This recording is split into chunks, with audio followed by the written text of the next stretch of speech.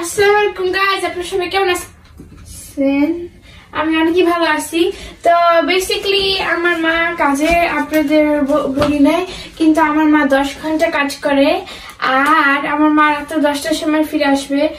তো আমি না, রাত্র 9টার সময় ফিরে আসবে। I am sorry, my mistake. Anyways, আমার মা রাত্র 9টার সময় ফিরে আসবে আর আমরা মাকে সারপ্রাইজ দেওয়ার জন্য বিফ বিরিয়ানি করবো।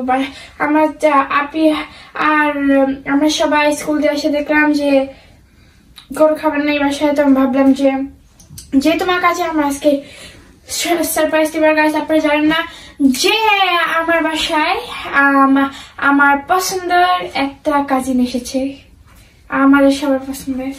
তো গাইস, যার কারণে তার জন্য আমরা রান্না করতেছি, আমরা সবার জন্য রান্না করতেছি। আর এটা আমাদের ফার্স্ট এক্সপিরিয়েন্স রান্না করার। গাইস দোয়া করবেন। গাইস লোকি সবাই জানে যে আজকে আমরা বিরিয়ানি করতেছি, এক্সেপ্ট মা জানে না বিকজ মা কাজে ছিল। আর আমরা সবাই সারপ্রাইজ দেওয়ার জন্য বিরিয়ানি করছি, কিন্তু আমার বাবাও কাজে। আর যেহেতু আমার কাজিন অনেকদিন পর ঘুরতে এসেছে, তো সে এখন বাইরে গেছে তার ফ্রেন্ডদের সাথে। এনিওয়েজ, তো এখন আমরা 3 জন রান্না করবো। গাইস আপনারা আমাদের সাথে থাকবেন আর দেখতে থাকবেন ও কি রান্না করি। তো এখন আপনাদের দেখাবো আমরা আপেলের চাটনি বানাই। তো দেখতেই থাকেন আমাদের সাথে আর দেখেন কেমন বানাই চাটনিটা। প্রথমে আপেল স্লাইস করে নিচ্ছি, সবগুলি আমরা এভাবে কেটে নেব। এরপর আপনাদের দেখাবো গ্রিন আর রেড ইউজ করবো, বাংলাদেশ কালার, বাংলাদেশের ফ্ল্যাগ কালার।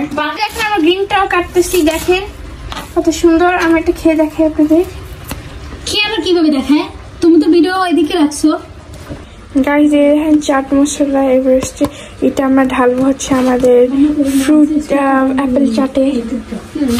তাকে আমরা প্রথমে সল্ট দিতেছি,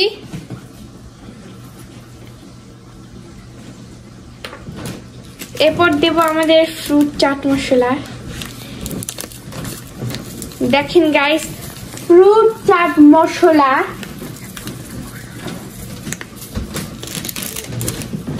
গাইস এখন আমরা মিক্স করতেছি, একটা খেয়ে নেব।